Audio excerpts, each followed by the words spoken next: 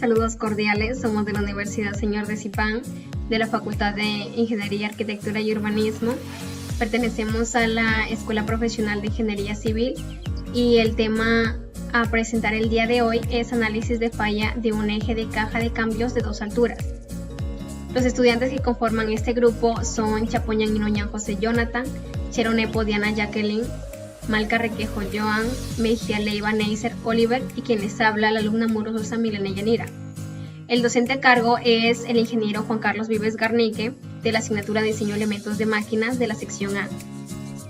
Como ya les había mencionado, el tema que vamos a explicar el día de hoy es análisis de fallas de un eje de caja de cambios de 2 alturas.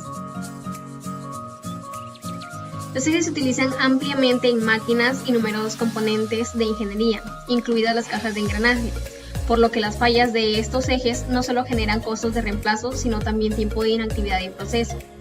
En el caso que se investiga, por ejemplo, el tiempo de inactividad fue de 3 días y se perdieron 1.800 toneladas métricas de acero antes de que se pudiera reemplazar el eje defectuoso.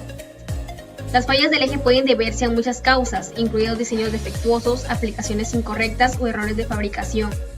Los errores de fabricación pueden ser un mecanismo deficiente o tratamientos térmicos defectuosos.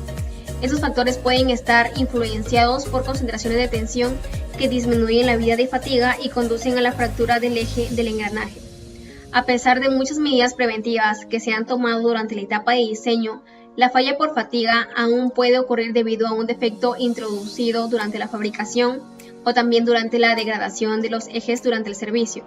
Por este motivo, este trabajo tiene como objetivo identificar la causa de la falla de un eje de caja de engranajes de 2 altos para así poder evitar su fallo a futuro. En fondo, tenemos que el eje averiado que se está investigando era un eje inferior utilizado en 2 cajas de engranajes altas en un laminador continuo de barras de acero para laminación en caliente en Tailandia. La acería producía varillas corrugadas de acero de 12 a 20 milímetros de diámetro con una capacidad de 35 toneladas por hora. Este molino fue diseñado para laminar palanquillas de acero con un área de sección transversal de 120 milímetros por 120 milímetros cuadrados y 3 metros de largo. La caja de cambio se instaló en el paso número 2 y fue accionada por un motor eléctrico de corriente alterna de 400 kilovoltios. La caja de engranajes de 2 alturas tiene 2 ejes de salida como se muestra en la figura número 2, en la cual están los diagramas esquemáticos del eje de la caja de cambios de ala 2. Y también se puede observar que la velocidad de rotación en ambos ejes era de 19 revoluciones por minuto. Los rodillos y los 2 ejes altos de la caja de engranajes estaban conectados por los lucillos de acero, los acoplamientos de hierro fundido y también los bloques de madera, los cuales impedían el plazo del desplazamiento del acoplamiento y las ranuras oscilantes del lucillo durante el funcionamiento del molino, como se puede observar en esta figura. Acá se puede observar el uso y el eje fallido, en la cual el peso sustancial de las piezas debería ser de 450 kilogramos y esto estaba desequilibrado. El eje falló prematuramente después de unas 15.000 horas de servicio, lo que normalmente pueden ser de 30.000 a 50.000 horas de servicio. Y la caja de engranajes de 2 alturas fue impulsada por los detalles del conjunto a la caja de engranajes de 2 alturas. La ubicación de la fractura del eje y las dimensiones claves se pueden observar en la parte de acá de la figura 2. En el procedimiento de la investigación, lo primero que se inspeccionó fue una inspección visual y macroscópicamente del eje averiado. También se midieron las dimensiones pertinentes y detalles de las condiciones de operación anotadas. Hay 2 regiones de medición de dureza. El primer inicio medido desde la superficie desde la soldadura y el segundo inicio medido desde el exterior del wobbler hacia el interior. Se realizó una probeta pulida utilizando un durómetro con una carga de 300 gramos. Se realizó también un análisis químico del material para identificar el tipo de acero utilizado. La composición química de esta se analizó usando un espectrómetro de emisión óptica. Se emplearon procedimientos estándar de preparación de muestras metalográficas. También la microestructura de la muestra se examinó bajo un microscopio óptico y el cálculo de la carga usando los datos de las condiciones reales de operación de la potencia eléctrica se calculó usando la ecuación 1, que vendría a ser la potencia eléctrica, que es W sub P, que es igual a V, que vendría a ser el voltaje, lo cual es de 380 voltios, por el amperio que vendría a ser de 600 amperios, por la raíz de 3 por el coseno del ángulo que vendría a ser el factor de potencia que es de 0.8. Y también el par transmitido que se calculó utilizando esta ecuación en la que la T es el par transmitido que es igual a 60.000 kilovoltios sobre 3.14 por 2 por n que vendría a ser la velocidad del eje que son de 19 rotaciones por minuto.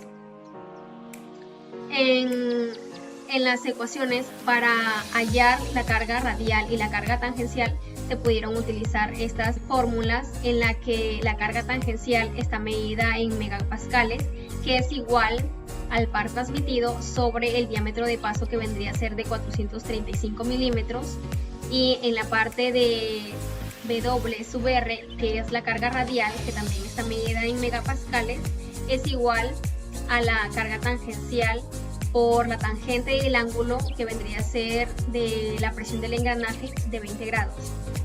Eso es todo hasta ahora. Le doy pase a mi compañero para que continúe con la exposición. Bien, como ven, en el trabajo me ha tocado exámenes visuales, exámenes de superficie de fractura, medición de dureza, análisis de composición química.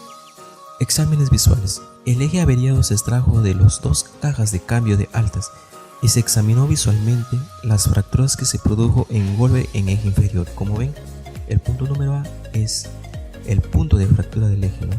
El número B es rodamiento de rodillos. La superficie auxiliar del sitio de trabajo del eje está muy desgastado.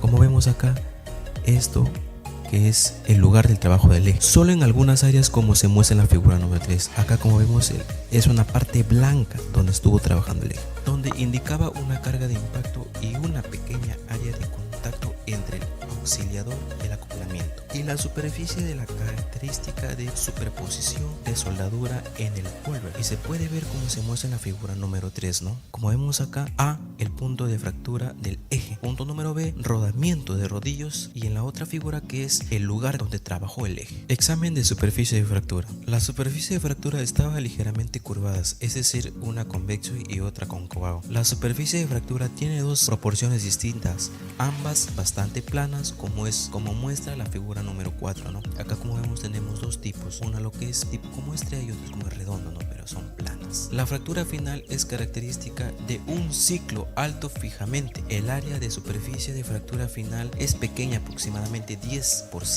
de superficie de fractura total, ¿no? Como vemos acá en la otra figura, donde es el grupo A, es sitio de inicio de grieta. Vemos en la figura B marcas de playa en la superficie de fractura, indicando que el material del eje era adecuado para los bajos esfuerzos aplicados. Las marcas de playa son claramente visibles en la superficie de la fractura, como se muestra, ¿no? Vemos acá claramente las fracturas que tiene acá. Medición de dureza. Bien, la medición de dureza, hay dos valores de microdureza mediante distancias de la región grieta inicial. Como vemos acá, tenemos el punto A y el punto B. El punto A, esa prueba de dureza de muestra, y el punto B, distancia desde la superficie del eje fallado. Se encontró que los valores de la dureza es máximo 290. Como vemos acá, es máximo, que es el grupo A estándar A, es de 290 y el mínimo es de 210. Los valores de dureza medidos de varias distancias desde el exterior, comenzando desde el grupo B. Vemos acá en la figura que es el grupo B, es el color rosado. Inicia hacia el eje, son como muestra en la figura número 6, ¿no? Como vemos acá, hacia el eje. Se encontró que los valores de dureza estaban entre 210 y 240. Bien, acá vemos que está en medio de entre 210 y 240, que estaba dentro de los límites especificados de los aceros para máquinas comerciales. Las lecturas de dureza indican una dureza relativamente alta, la medición progresivamente más suave hacia el núcleo que se muestra, ¿no? Vemos acá la más suave, acá como vemos, este es donde el eje había tenido la fractura, y acá el punto A. El punto A es el color, ¿no?, que está en 300 y el punto B es en 200. Análisis de composición química. Los valores promedios de la composición química del material del eje se muestran en la tabla 1. Bien, acá tenemos la tabla 1, ¿no? La composición del acero era de 1045. Las composiciones del material del eje se revelaron ser acero de baja aleación y medio carbono. según la norma 1045 pertenece a una clase alta residencia de acero, donde es un acero de baja aleación adecuada para la mayoría de componentes de ingeniería y maquinaria. Como vemos acá tenemos la figura que es composición química del eje fallado de 10,45% de peso. Vemos todo acá, ¿no? 0.450, 0.281, 0.634, 0.2 y así sucesivamente podemos visualizar que es la tabla 1 de posición química del eje fallado. 0 grado de ingeniería, ¿no? Voy a explicar un poco de eso. Eso es de acero de carbono, donde la dureza de ministro puede ser de 180 a 220. Equivalencia de otras normas, por ejemplo tenemos SAE, DIN, AEFERNON, UNI y BOC. El SAE es de 1045, DIN es SK45, AFNOR X45, UNI C45, BC es 060 A45. Características: acero de medio carbono posee baja soldabilidad y buena maquinabilidad. Responde al tratamiento térmico y al endurecimiento por llamado o inducción. Por su dureza y tenacidad es utilizada para fabricación de componentes de máquinas. El uso: por su característica de temple se tiene una amplia gama de aplicaciones automotrices y maquinarias, en general de resistencia media, talleres como ejes, cigüeñales, engranajes, piñones, cuñas, tornillos, pernos, pasadores y partes de la maquinaria y herramientas agrícolas. Bien, tenemos acá en el cuadro que va lo siguiente: estado de suministro, resistencia de transición, límites elásticos, alargamiento, reducción de área y dureza brinil. Laminación caliente y calibración tenemos. En laminación caliente tenemos 60, 32, 16, 40 y no puede ser más de 180 a 220. Igual como también calibrados 60, pero acá lo que cambia en límites elásticos cambia 42, alargamientos es igual que 16, en reducción de área 40 y dureza briniles también igual de 180 a 220. Tratamiento térmico tenemos acá forja, temples, normalizados, reconocido total, revenidos. Bueno, en la forja tenemos la temperatura es de 850 a 1100, ¿no? Temples 815 y 870. En temples sube. En normalizados tenemos 856 que igual también sube y es a 900. Reconocido total también 650 a 700. Revenido es de 450 a 600. Medida de enfriamiento, bueno, el enfriamiento de forja es cenizado o arena. En temples es aceite, en normalizados aire, reconocido total es horno y revenidos es en aire. Bien, como vemos acá el diagrama revenidos, donde es la temperatura de agua de 840 y temperatura en aceite es también igual a 840. Vemos el diagrama que es de 10, 20, 30 y 50, ¿no? Y la parte de abajo es de 200, 300, 400, 500, 600 a 700 grados. Temperatura revenido a grados, ¿no? El tiempo de sostenido es una temperatura de 1 hora más 1 hora por pulgada de espesor y diámetro de pieza. Posteriormente se enfría en el horno o el aire. En el otro cuadro donde dice tratamiento térmico, temperaturas y medio de enfriamiento, tenemos que tener presente que los tratamientos térmicos modifican las propiedades mecánicas de origen de metal.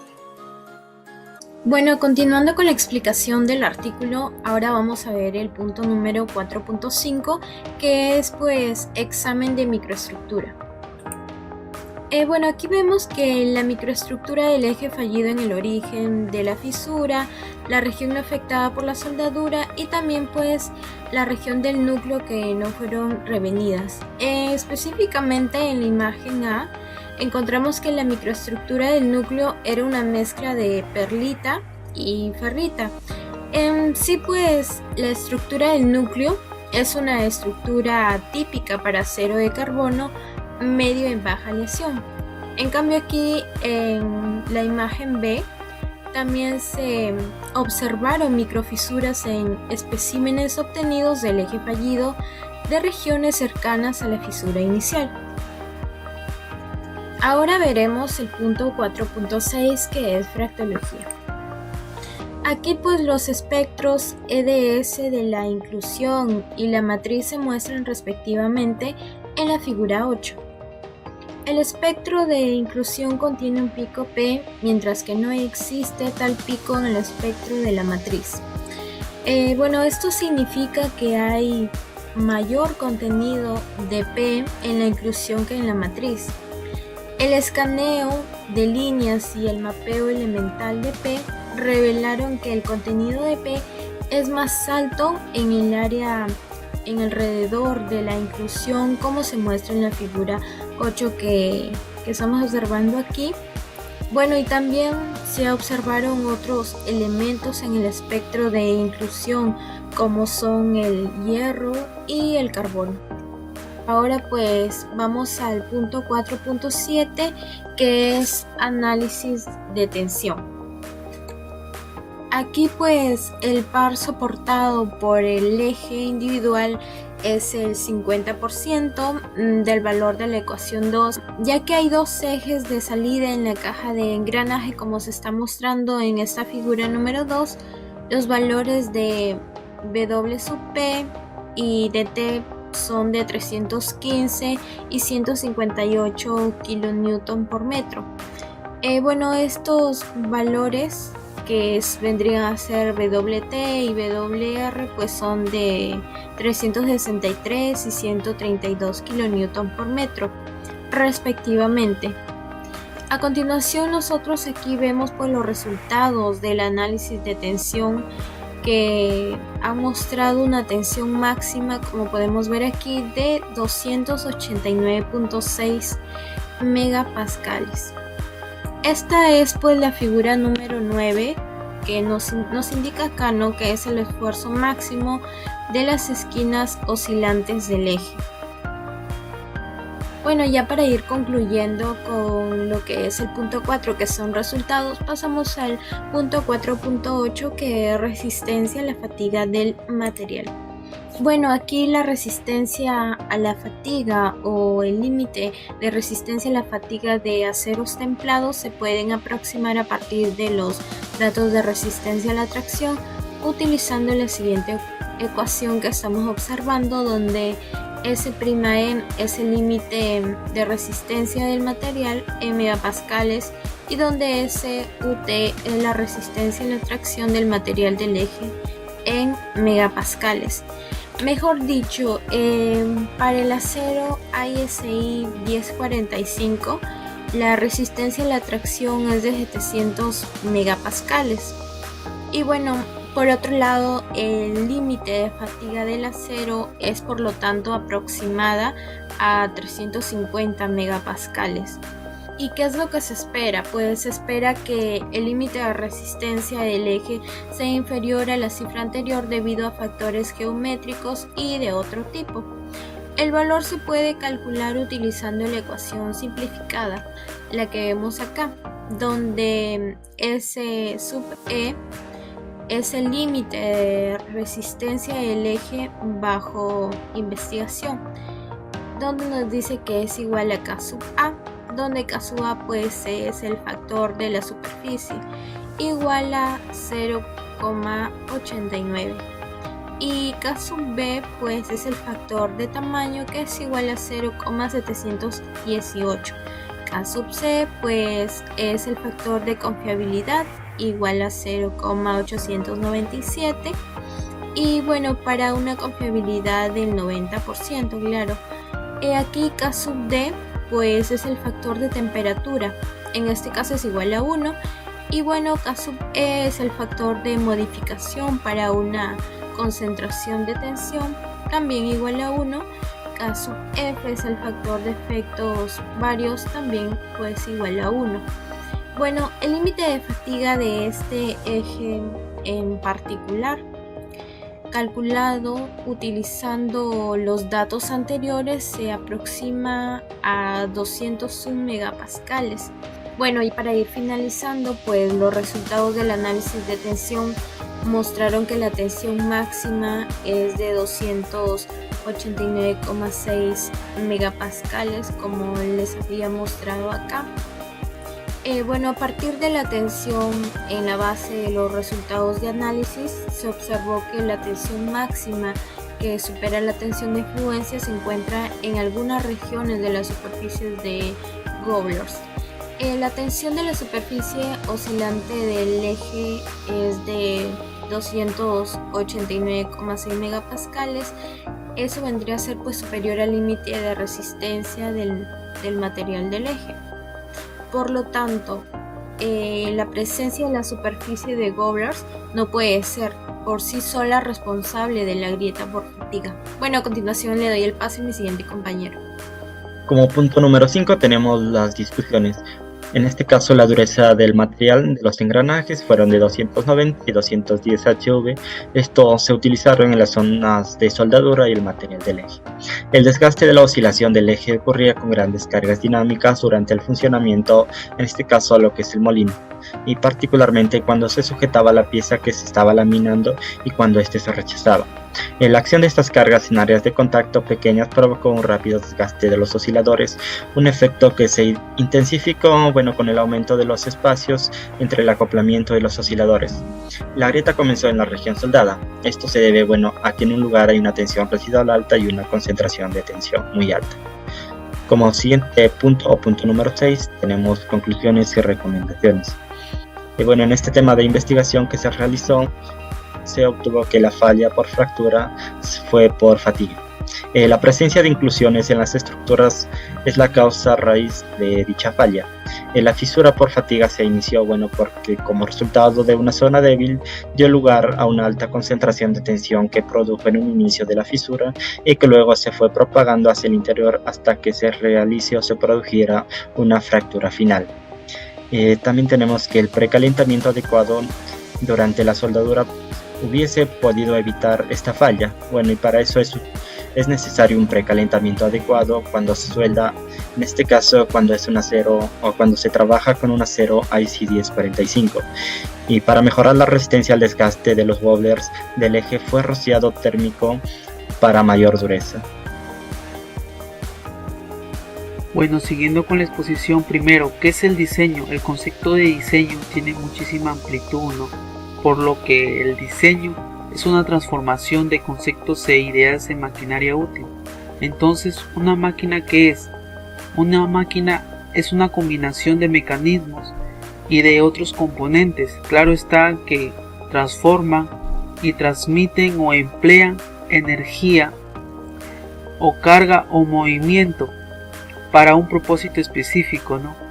Las decisiones fundamentales concernientes a la carga, a la cinemática y a la selección de materiales deben tomarse durante el diseño de una maquinaria. Seguidamente, el artículo científico titulado El análisis de una falla de un eje de caja de cambio de 2 velocidades nos informa los resultados del análisis, de falla de un eje de caja de engranajes de 2 alturas en un laminador de acero caliente en Tailandia que falla prematuramente después de aproximadamente 15.000 horas de servicio. Normalmente una caja de cambio tiene una vida útil esperando un alrededor de 30 a 50.000 horas. Dicho esto, en esta investigación se emplearon procedimientos estándares para el análisis de fallas, por lo que los resultados mostraron que el eje falló por fractura por fatiga. Además, las marcas de playa en la superficie de fractura eran claramente visibles, También se iniciaron grietas por fatiga en las esquinas de Glover. El área de la fractura final, relativamente pequeña, de la superficie de la fractura indicó que el eje estaba bajo una tensión de baja en el momento de la falla. Sin embargo, se concluye que el eje falló por fractura por fatiga, y que se produjo una falla prematura debido a la alta concentración de esfuerzos en las esquinas de la oscilación del eje. Eventualmente condujo al inicio de grietas por fatiga, crecimiento de grietas y fractura final, por lo que en resumen las prácticas mejoradas de diseño y mecanizado sugieren que esto ayudaría a prolongar la vida útil del componente, Otro punto interesante es las mejoras sobre el diseño de eje, considerando ya sea por su tipo de geometría o por su material a cambiar. El tema a tratar viene a ser un eje de caja de cambio de 2 velocidades, Una de las mejoras viene a ser, como primer punto, la caja de cambio, ¿no? Toda la potencia del motor puede acabar consumida por la presencia de resistencias para la marcha si desde el cigüeñal se transmite directamente todo el movimiento a las ruedas motrices, ¿no?